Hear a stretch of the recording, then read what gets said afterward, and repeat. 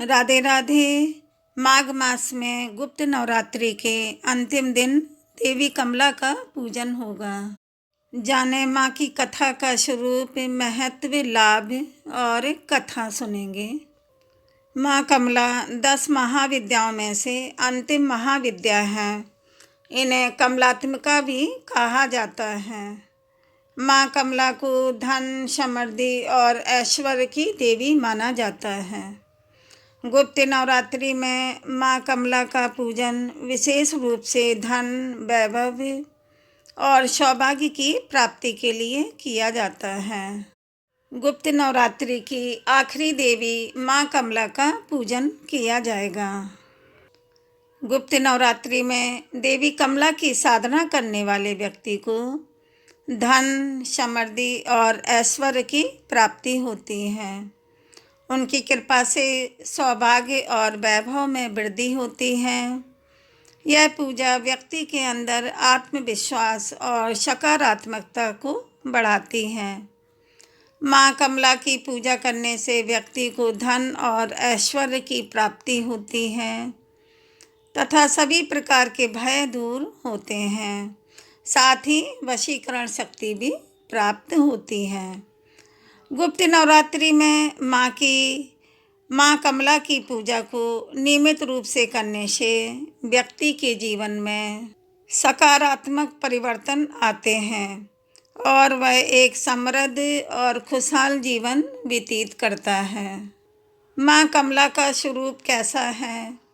माँ कमला, जिन्हें कमला देवी के नाम से भी जाना जाता है, हिंदू धर्म में पूजी जाने वाली एक प्रमुख देवी हैं। वे धन, समृद्धि और सौभाग्य की देवी कहलाती हैं।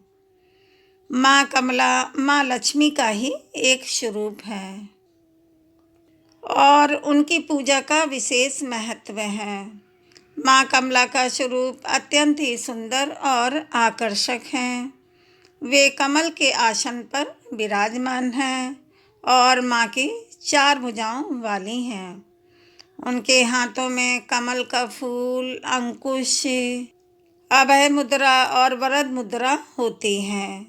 वे स्वर्ण आभूषणों से सजी हुई हैं और उनके चेहरे पर दिव्य तेज है। इस दिन माँ कमला की कथा पढ़ें और सुनें। अंत में आरती भी करें और माँ से क्षमा मांगें और अपनी मनोकामना के लिए प्रार्थना करें। माँ कमला की एक पौराणिक कथा है। एक समय की बात है, स्वर्गलोक में देवताओं और असुरों के बीच युद्ध हुआ। इस युद्ध में देवता हार गए और असुरों ने स्वर्ग पर अधिकार कर लिया। देवतागण भयभीत होकर माँ दुर्गा की शरण में गए। माँ दुर्गा ने कमला का रूप धारण करके असुरों का वध किया और देवताओं को उनका राज्य वापस दिलवाया। माँ कमला की पूजा करने से व्यक्ति के जीवन में धन और समृद्धि का आगमन होता है। यह पूजा व्यक्ति को सौभाग्य, सफलता और सुख की प्राप्ति में मदद करती है।